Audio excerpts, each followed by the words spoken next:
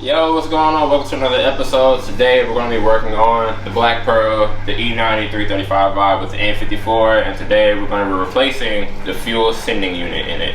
My car currently leaks a little bit of gas, and we all know nobody wants to do that, especially when you're paying for 93 premium. It don't matter. So yeah, everybody get started. Before you do begin and everything, you want to make sure that you have everything out of the back seat. I have a son, so took out his stroller thing, car seat thing, yeah, whatever. And you also want to make sure that you're low on fuel and everything, because gas, you know what I'm saying, getting on your hands, and especially if you have fresh cuts on your fingers, we all know that's kind of painful. So, you know, you just want to always minimize things if you can, you know what I'm saying, take necessary precautions. I'm going to be wearing gloves, just if you want to, I don't really care.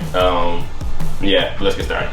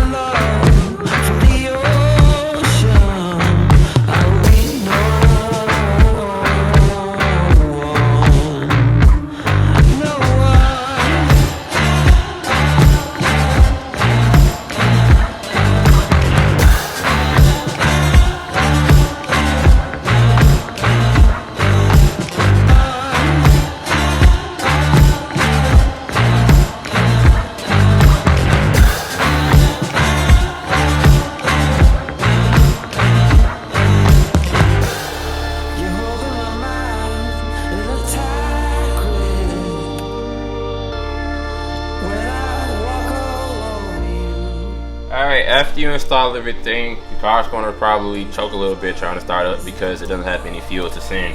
Of course, right afterwards, check your work.